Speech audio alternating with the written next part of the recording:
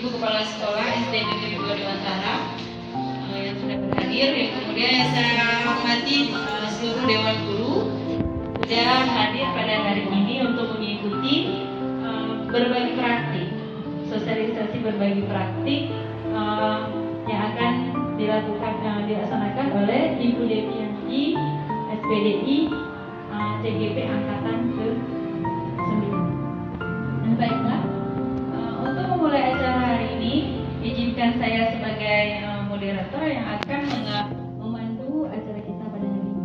Nah, selanjutnya kita akan sama-sama mendengarkan sepatah dua kata sambutan dari kepala sekolah, ya Bapak Ibu. Nah, kepada Ibu Nanda Vidasari, kita silakan.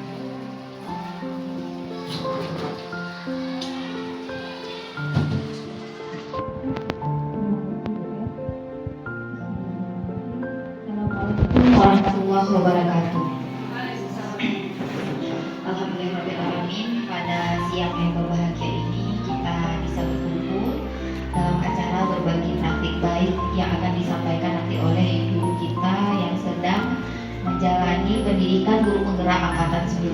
Pertama adalah tugas Bu Devi membagikan praktik baiknya yang sudah dilakukan di dalam kelas kepada teman-teman rekan sejawat. Ini adalah tugas kewajiban dari seorang guru penggerak yang beliau sudah mendapatkan pendidikan di modul guru penggerak, maka berkewajiban untuk mendiseminasikan kepada teman-temannya. Secara tidak langsung ibu-ibu juga sudah masuk dalam program guru penggerak juga, karena walaupun kita tidak ada bagian di dalamnya, tetapi hari ini kita akan menerima materi, akan menerima apa yang sudah Bu Devi dapat dalam beberapa bulan ke belakang.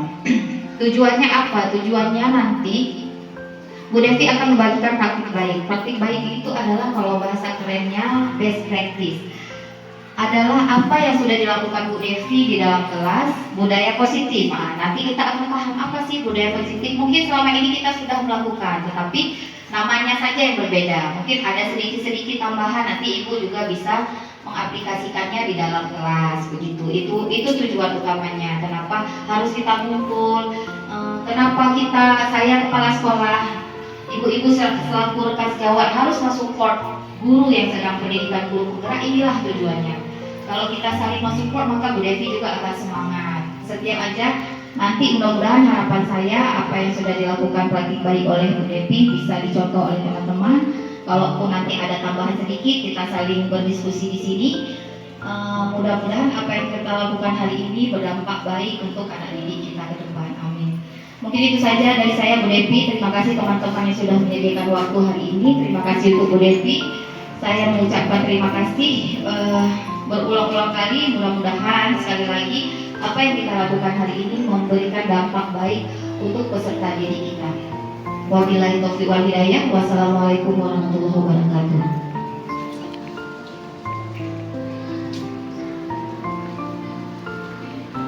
Terima kasih kepada Ibu Nanda sudah menyampaikan sepatah dua katanya yang menjadi motivasi bagi Bu Devi dalam menjalankan proses. Ya, Bu Devi ini kan berproses ya, Ibu ya, berproses dalam menjalankan pendidikan CGP. Jadi selama 6 bulan ya Bu Devi, prosesnya sepanjang. Nah, selanjutnya saat yang kita tunggu ibu-ibu semua, yaitu sosialisasi ya, berbagi praktik baik yang sudah dilakukan oleh Bu Devi tentang budaya positif. Nah, kepada Ibu Devi, waktu dan tempat silakan.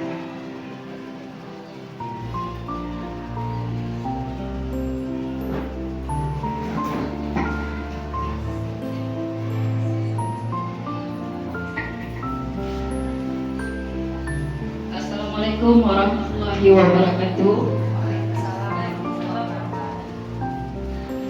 Alhamdulillah rabbil alamin.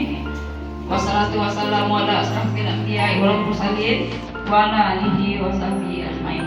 Puji syukur marilah sama-sama kita panjatkan kehadirat Allah Subhanahu wa taala, yang mana berkat kudrah dan iradahnya kita telah dapat berkumpul di ruangan kantor kita yang berbahagia ini guna untuk melakukan praktik baik atau diseminasi kegiatan guru penggerak yang saya ikuti pada modul 1.4.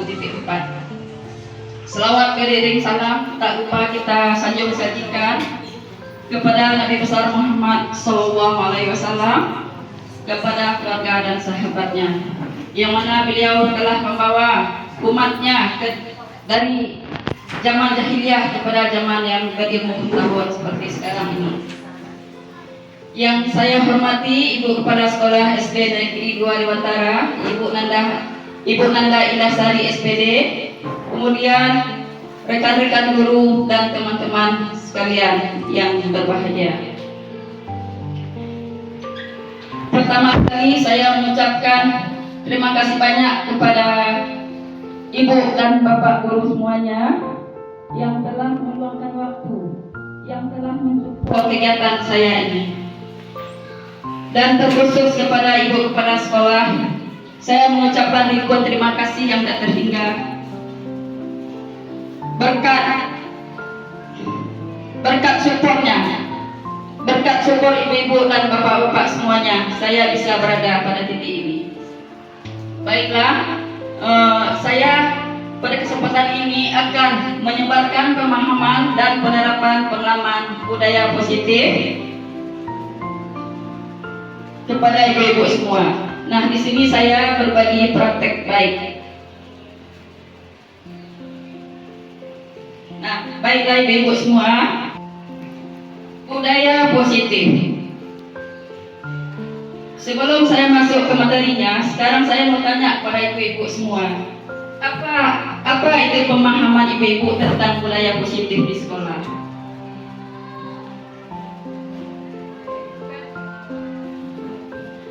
Kebiasaan baik, kebiasaan yang terus-menerus dilakukan dan budaya positif tadi itu kan kebiasaan. Iya, luar biasa, Bu Erwinawati. Ya, budaya positif yaitu budaya itu adalah kebiasaan yang baik yang kita lakukan selama ini di sekolah. Budaya positif berarti yang baik. Jadi budaya itu adalah kebiasaan yang kita lakukan. Nah, seperti sekolah ini, budaya positif contohnya yang kita lakukan adalah sepertinya 5S.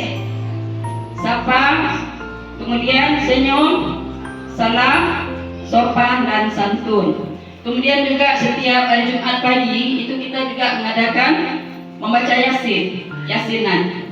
Kemudian juga setiap hari Rabu kita juga membaca ayat-ayat pendek dan juga Asmaul Husna dan banyak lain sebagainya. Nah, sekarang kita lihat apa itu budaya positif. Budaya positif merupakan perwujudan dari nilai-nilai atau keyakinan universal yang diterapkan di sekolah. Budaya positif dapat mendorong murid untuk mampu berpikir, bertindak, mencipta sebagai proses memerdekakan dirinya sehingga murid mampu mandiri dan bertanggung jawab.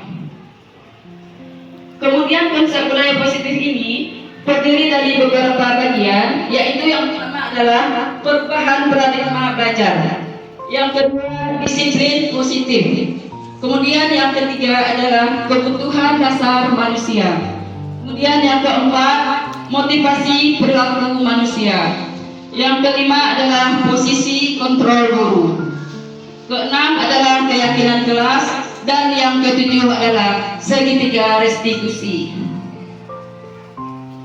Nah, kita masuk kepada yang nomor 1, yaitu pembelajaran dengan paradigma baru. Nah, pembelajaran dengan paradigma baru ini merupakan pembelajaran yang dirancang berdasarkan prinsip pembelajaran berdiferensiasi, sehingga para peserta didik belajar sesuai dengan kebutuhannya berdasarkan tahap perkembangannya sesuai teori psikologi modern untuk mewujudkan profil pelajar Pancasila. Nah, ibu-ibu semua, profil pelajar Pancasila itu terdiri dari berapa dimensi, Ibu? Iya, bagus, luar biasa. 6 dimensi, yaitu yang pertama adalah beriman, bertakwa kepada Tuhan Yang Maha Esa, dan berakhlak mulia. Kemudian yang kedua adalah mandiri. Yang ketiga adalah bernalar kritis.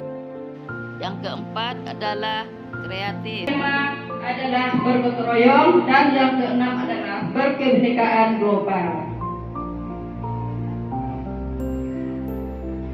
Kemudian yang kedua, kita masuk kepada disiplin positif.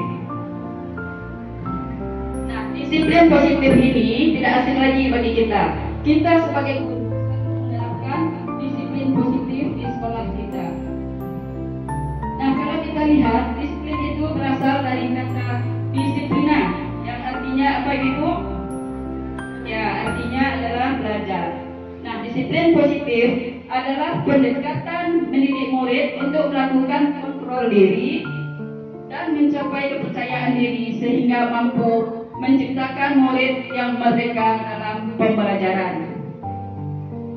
Sebagai pendidik, tujuannya kita adalah menciptakan peserta didik yang memiliki disiplin diri sehingga mereka berperilaku mengacu kepada nilai-nilai kebajikan universal dan memiliki motivasi dalam diri menuju perubahan ke arah yang lebih baik. Nah, itu disiplin positif. Kemudian kita masuk yang ketiga, yaitu kebutuhan dasar manusia. Kebutuhan dasar manusia merupakan sesuatu yang kita lakukan untuk mendapat apa yang kita inginkan. Seluruh tindakan yang kita lakukan memiliki tujuan, semua usaha terbaik yang kita lakukan agar kebutuhan dasar kita terpenuhi dengan baik. Ketika kita mendapatkan yang kita inginkan, sebetulnya saat itu kita sedang memenuhi satu atau lebih dari satu kebutuhan dasar itu.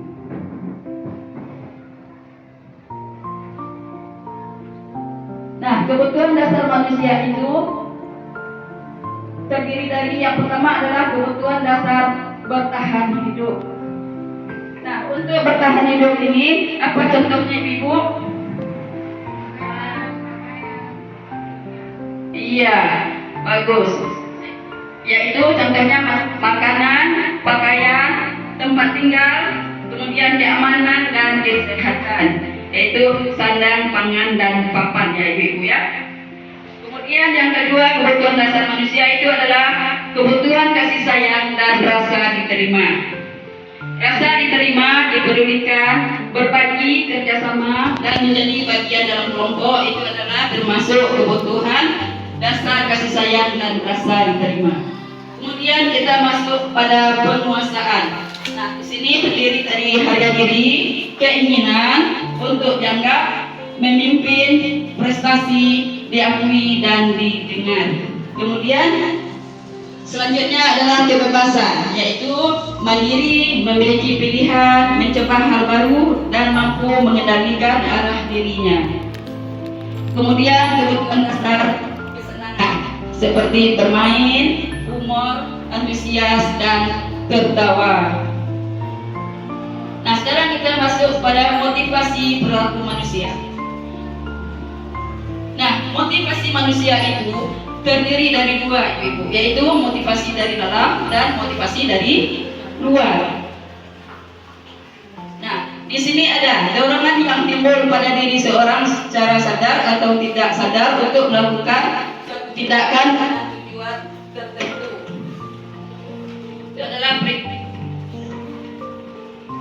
Itu adalah motivasi perilaku manusia. Nah, yang pertama adalah menghindari ketidaknyamanan dan hukuman. Nah, di sini kita bisa lihat bahwa murid melakukan disiplin diri karena takut dihukum. Ini adalah tingkatan terendah dari motivasi perilaku manusia. Nah, di sini bisa kita lihat bahwa murid itu melakukan suatu kebaikan karena takut dihukum. Kira-kira itu motivasi dari dalam apa dari luar diri? Ibu-ibu? Dari? Iya. Bagus sekali Bu Nida, yaitu dari luar. Karena mereka takut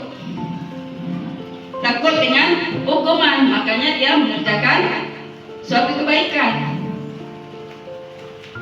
Kemudian Yang kedua adalah untuk mendapatkan imbalan atau penghargaan dari orang lain. Nah, di sini kita lihat murid melakukan disiplin diri karena ia menginginkan imbalan. Ini motivasi satu tingkat di atas motivasi yang pertama, yaitu menginginkan imbalan. Ini termasuk motivasi dari luar apa dari dalam, Ibu-ibu? Dari luar. Nah, iya. Nah, berarti yang nomor 1 sama dengan nomor 2 itu adalah motivasi dari luar atau motivasi intrinsik. Kemudian yang ketiga adalah untuk menjadi orang yang mereka inginkan dan menghargai diri sendiri dengan nilai-nilai yang mereka percaya. Nah, di sini kita lihat murid melakukan disiplin diri karena sadar akan nilai kebaikan. Ini adalah motivasi yang akan membuat seseorang memiliki disiplin positif. Nah, di sini kita lihat murid melakukan disiplin diri karena sadar. Nah, mereka itu sadar timbul dari dalam. Nah, berarti ini adalah disiplin atas kemauan peserta didik itu sendiri. Berarti ini adalah motivasi yang timbul dari dalam, yang disebut dengan motivasi intrinsik.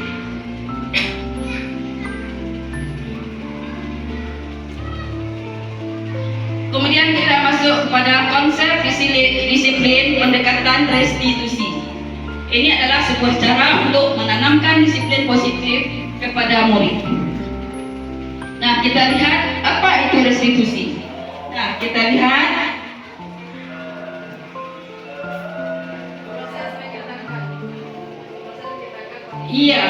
pengertian restitusi adalah proses menciptakan kondisi bagi murid untuk memperbaiki kesalahan mereka sehingga mereka bisa kembali kepada kelompok mereka dengan karakter yang lebih kuat.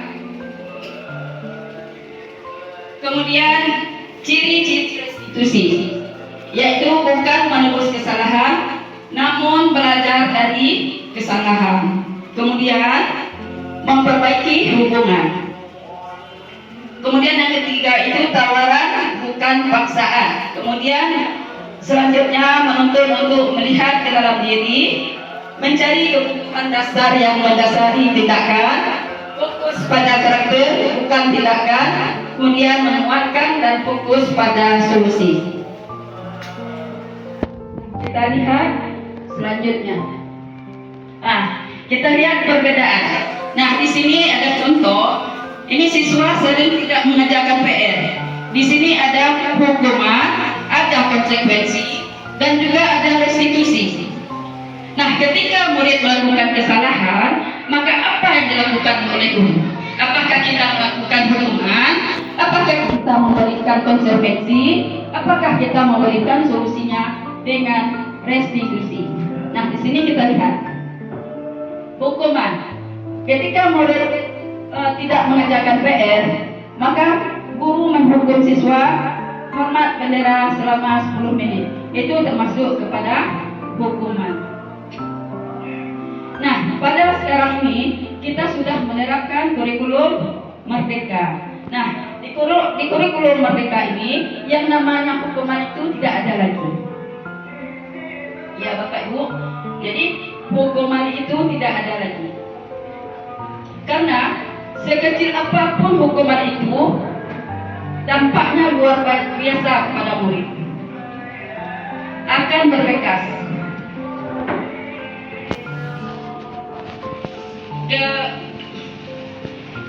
Coba kalau kita ingat pada zaman dahulu waktu kita sekolah dulu, kalau kita tanya guru, siapa guru yang paling berkesan?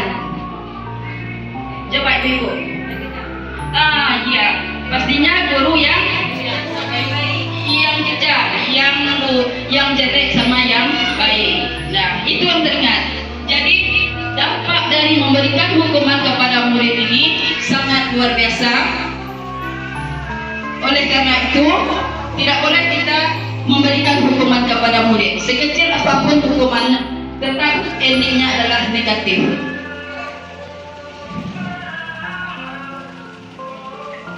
Kemudian konsekuensi. Nah, ketika murid tidak mengerjakan PR atau berbuat suatu kesalahan, maka guru memberikan konsekuensi. Nah, seperti guru memberikan konsekuensinya untuk mengerjakan PR-nya saat istirahat atau dikerjakan sebanyak berkali lipat. Misalnya PR-nya tadi cuma 5 buah soal, karena mereka tidak mengerjakan PR maka disuruh mengerjakan 2 kali lipat. Itu namanya konsekuensi. Nah, bagaimana dengan restitusi?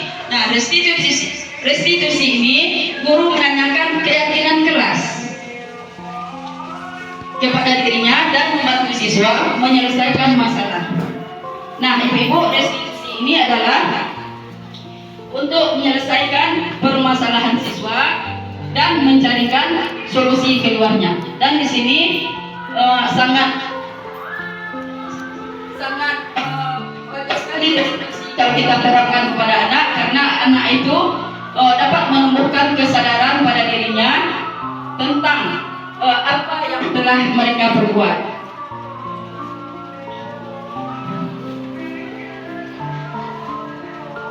Nah, sekarang kita masuk 5 posisi kontrol guru.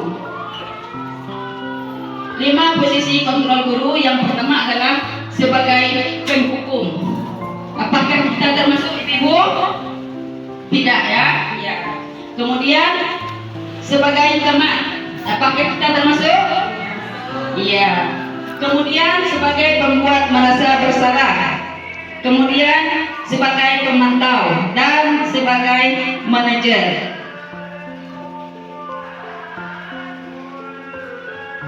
Nah, coba kita lihat contoh penerapan dari 5 posisi kontrol. Yaitu yang pertama penghukum. Nah, kalau penghukum cara ngomongnya berbeda. Yaitu patuhi aturan sekolah. Nah, jadi nadanya agak kuat, kadang matanya pun agak melotot gitu. Jadi anak-anak sudah takut seperti itu. Nah, lalu berdiri di depan kelas, itu adalah hukuman. Nah, untuk sekarang memang hukuman tidak ada lagi pada kurikulum mereka ini. Mungkin ini terjadi pada zaman-zaman kita waktu sekolah dahulu. Kemudian teman, ayolah yang tertib buat bu guru bangga. Kali ini tidak apa-apa kamu berbuat salah. Nah, coba kita lihat, kali ini tidak apa-apa kamu salah. Jadi inilah sebagai teman. Jadi walaupun kita guru, tapi kita menganggap murid itu adalah sebagai teman. Jadi kita merasa dekat seperti itu. Kemudian selanjutnya pembuat rasa bersalah. Nah, pembuat rasa bersalah ini ibu gurunya ngomong seperti ini. Berapa kali ibu guru harus memberitahu kamu? Ibu guru kecewa sama kamu. Jadi dengan kita bilang ibu guru kecewa sama kamu, maka itu kalimat itu bisa membuat murid merasa bersalah seperti itu. Nah, kemudian pemantau. Nah, kamu sudah melanggar apa peraturan dan konsekuensinya. Maksudnya apa peraturan yang sudah kamu langgar dan apa konsekuensinya. Nah, di situ adalah pemantau. Kemudian adalah manajer. Manajer ini, apakah kamu tahu kesalahanmu? Nah, tanya dulu murid. Apakah kamu tahu kesalahanmu? Kira-kira bagaimana kamu memperbaiki kesalahanmu itu? Kita tanya lagi. Kita berikan murid pertanyaan-pertanyaan yang bermakna sehingga murid itu bisa dia mengatakan sejujurnya apa yang telah mereka berbuat. Kemudian selanjutnya kita masuk keyakinan kelas. Keyakinan kelas merupakan kesepakatan kelas yang diyakini bersama guru dan murid dengan harapan dapat meningkatkan kedisiplinan murid. Nah, tentu ibu-ibu semua sudah mempunyai keyakinan kelas, kan? Iya. Kemudian keyakinan kelas berupa pernyataan universal dibuat dalam bentuk positif abstrak. Keyakinan kelas hendaknya tidak perlu banyak. Jadi kalimatnya itu tidak terlalu banyak dan tidak perlu panjang supaya apa ibu-ibu? Supaya mudah untuk diingat oleh anak. Kemudian semua warga kelas ikut berkontribusi dalam pembuatan keyakinan kelas lewat kegiatan mengutarakan pendapat. Nah, di dalam pembuatan keyakinan kelas ini itu adalah yang membuat adalah guru dan murid. Jadi antara guru sama murid itu sepakat apa yang harus diterapkan, apa yang mereka inginkan. Jadi anak-anak diminta untuk membuat tentang apa yang mereka mau kelasnya, supaya apa? Supaya kelasnya menjadi aman, nyaman dan tertib serta disiplin.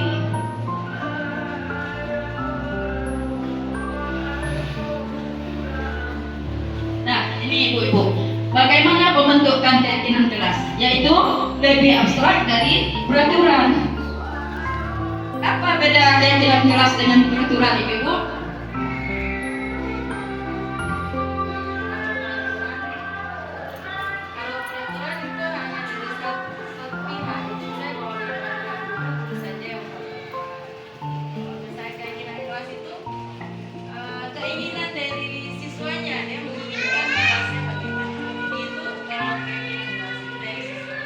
Ya, luar biasa jawaban dari Ibu Ertnawati. Tepat sekali bahwa peraturan dan keyakinan kelas itu beda. Nah, yang membuat peraturan itu adalah sebelah pihak ya. Jadi misalnya kalau peraturan sekolah itu yang membuat peraturan itu adalah sekolah. Kalau di kelas yang membuat peraturan kelas itu adalah wali kelas atau sekolah yang membuat. Tapi kalau keyakinan kelas itu yang membuatnya adalah murid dan guru saling berkolaborasi. Jadi sepakat apa yang kita inginkan kelas itu. Jadi kita buat, kemudian dibuat dalam bentuk positif. Nah, maksudnya dibuat dalam bentuk positif itu, misalnya kalau peraturan mungkin kalimatnya ada larangan ya, dilarang datang terlambat. Nah, itu adalah kalimat negatif karena di situ ada larangan, ada dilarang. Jadi itu tidak boleh. Jadi dalam keyakinan kelas itu kita buat kalimat negatif itu menjadi kalimat yang positif. Bagaimana caranya? Nah, jangan datang terlambat. Kira-kira kalimat positifnya apa, Ibu? Iya, tepat sekali Bu Er, luar biasa. Datang tepat waktu. Jadi itulah kalimat positif. Kemudian piket jangan datang terlambat. Itu adalah kalimat negatif. Kemudian kita jadikan kalimat positif. Bagaimana caranya? Iya, piket datang lebih awal seperti itu. Kemudian sesuai dengan kondisi kelas dan sekolah agar mudah diterapkan. Jadi disesuaikan dengan kondisi kelas kita. Kemudian selanjutnya semua warga kelas atau sekolah dilibatkan saat membuatnya. Jadi berkolaborasi dalam membuatnya itu.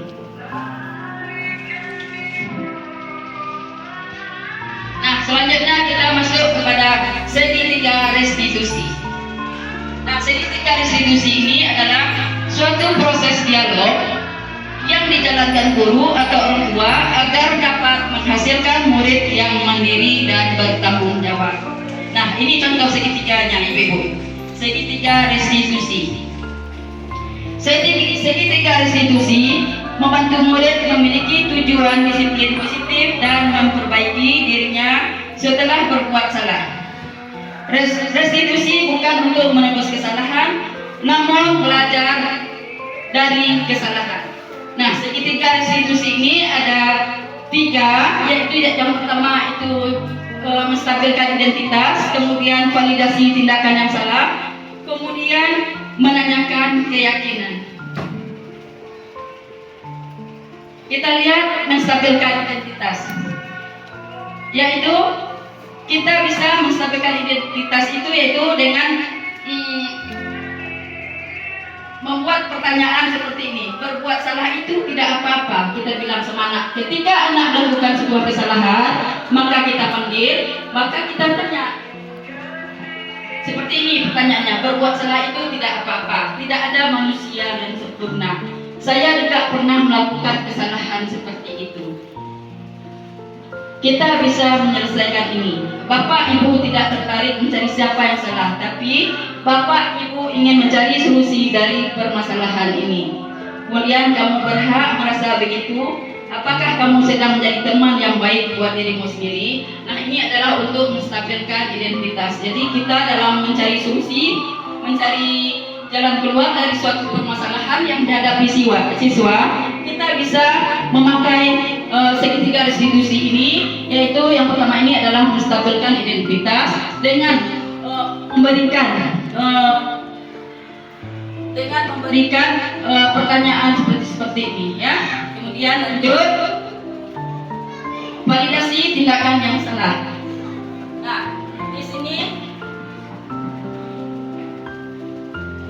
di sini bisa kita lihat itu padahal kamu bisa melakukan yang lebih buruk daripada itu, ya. Kamu pasti punya alasan mengapa melakukan hal ini.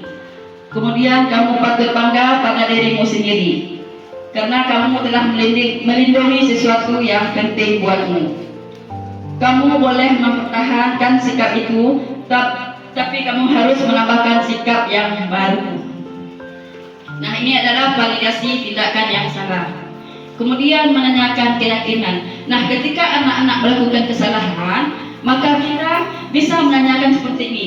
Apa keyakinan kelas yang sudah kamu langgar?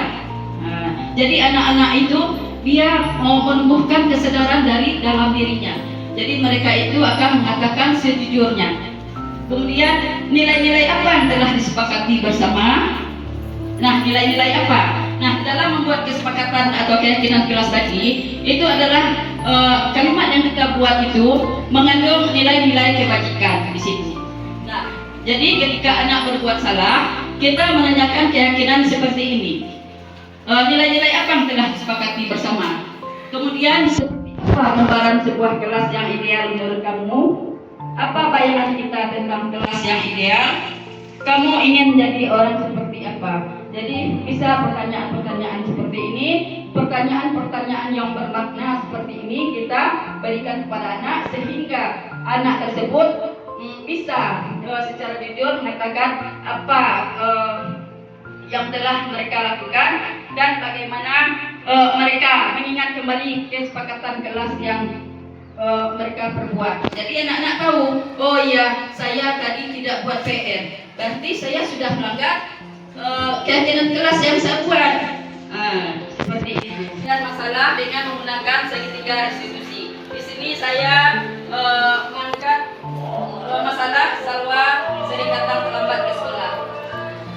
Silakan ibu-ibu lihat terlebih dahulu.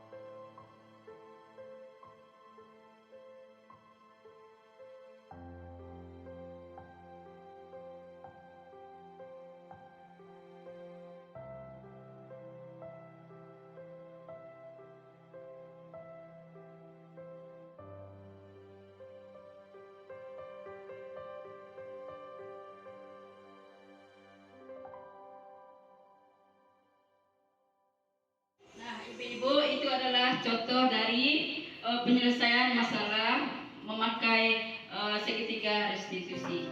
Nah, bagaimana Bapak Ibu sampai di sini paham semua? Alhamdulillah. Nah, saya cukupkan sampai di sini. Assalamualaikum warahmatullahi wabarakatuh.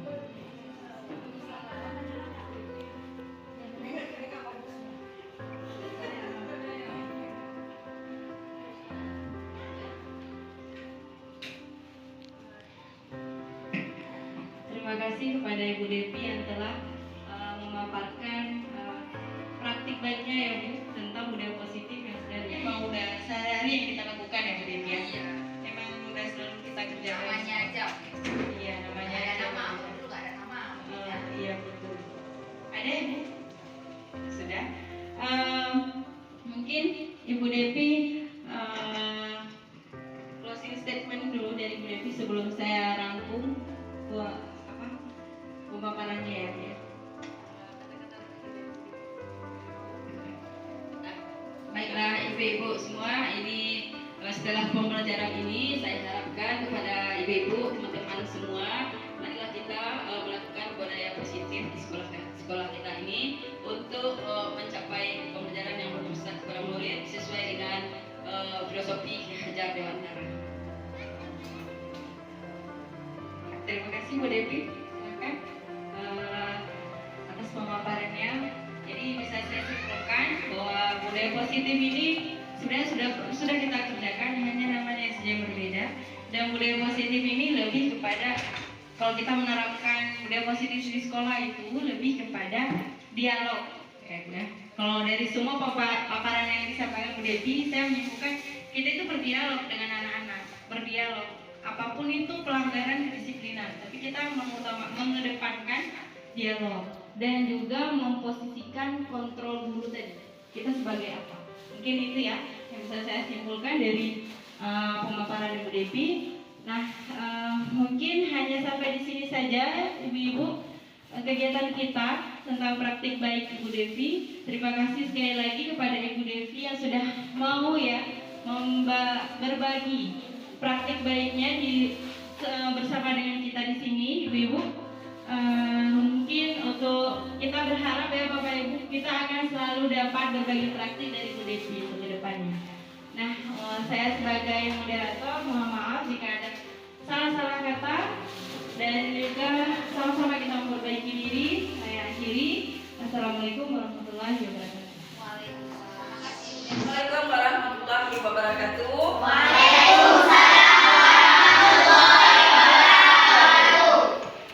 Selamat pagi anak-anak.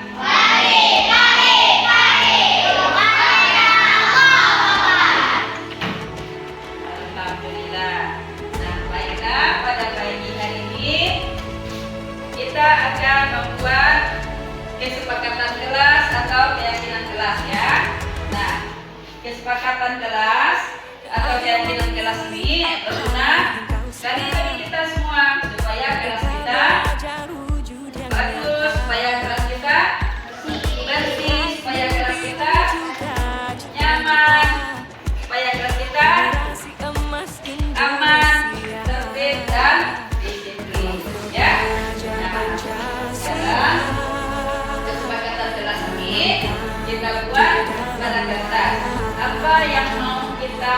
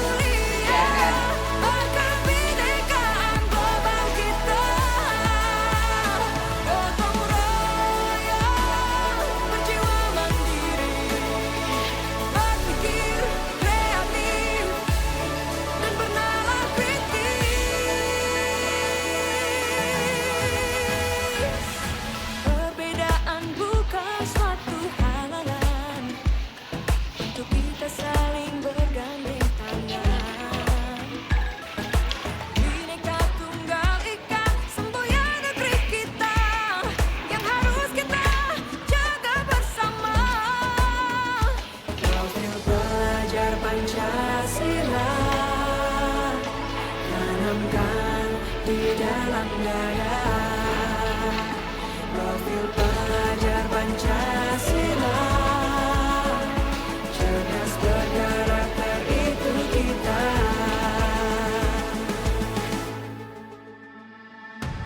Beriman dan bertakwa pada Tuhan yang Maha Esa. Berakhlak mulia berkebinekaan global kita. Gotong royong berjiwa mandiri, berpikir kreatif dan bernalar kritis.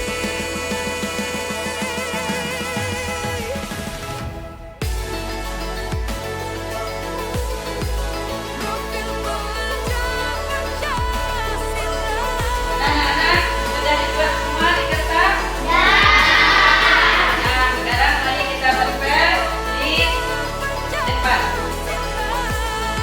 Ayo, siapa mulai duluan? Ya, silakan Nova. Ya, silakan yang lainnya.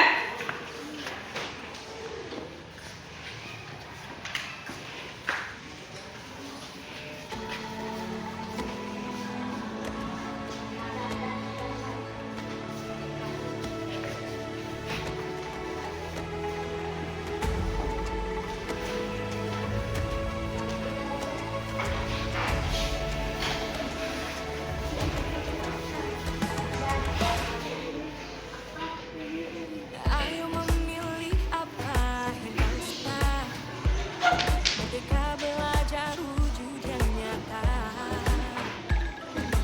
Raih mimpimu juga cita-cita, generasi emas Indonesia. Profil pelajar Pancasila, tanamkan di dalam dada. Profil pelajar Pancasila, cerdas berkarakter itu kita.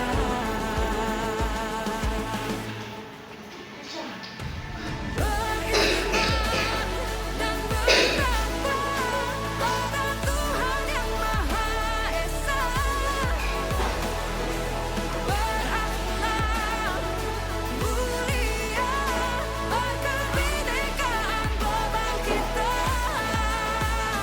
Gotong royong. Nah, anak-anak, ini semua kesepakatan jelas yang sudah kita buat di sini ya, sudah ditempelkan semua. Sekarang ibu akan membacakannya. Nah, ini yang pertama, tidak makan dan tidak minum di dalam kelas. Ya, bagus. Kemudian yang kedua, jangan buang sampah di kelas. Ya, mantap. Yang ketiga, tidak mengejek nama orang tua. Ya, bagus. Kemudian selanjutnya, jangan datang terlambat. Ya, bagus. Kemudian bertanggung jawab. Ya, mantap. Ini harus memakai seragam sekolah. Ya, bagus. Kemudian tidak makan dan minum di kelas. Ya. Kemudian berpakaian rapi. Ya, bagus. Kemudian membaca doa sebelum dan sesudah belajar. Ya, mantap. Kemudian tidak boleh mengejek teman. Ya, bagus. Kemudian piket datang jangan terlambat. Ya. Kemudian jangan bawa HP ke sekolah. Ya, bagus. Kemudian lanjut, tidak boleh ikut dalam belajar. Ya, bagus. Kemudian meminta izin ke toilet. Ya, bagus. Kemudian selanjutnya tidak mengejek nama orang tua. Ya, bagus. Nah, ini kesepakatan kelas yang sudah kita sepakati bersama. Kemudian kalimat yang sudah kalian buat ini kita jadikan kalimat positif. Nah, kita rubah ke kalimat positif. Ya. Nah, sekarang kita mau rubah kesepakatan yang sudah dibuat ini ke dalam kalimat positif. Ya. Nanti Ibu bagikan kertas lagi. Suatu halangan untuk kita saling bergandeng tangan. Kita rubah ke dalam kalimat positif. Semboyan negeri kita yang harus kita jaga bersama. Profil pelajar Pancasila tanamkan di dalam dada. Profil pelajar Pancasila cerdas berkarakter itu kita.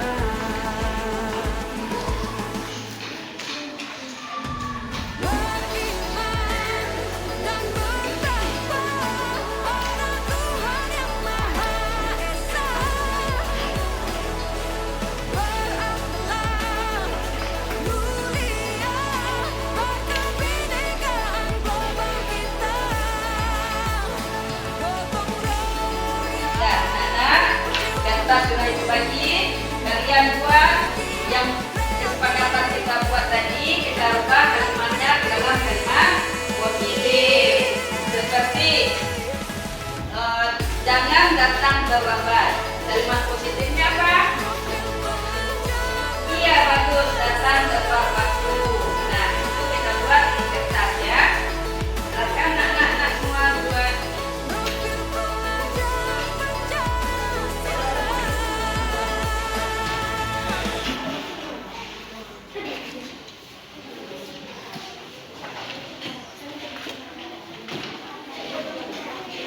Dan bernama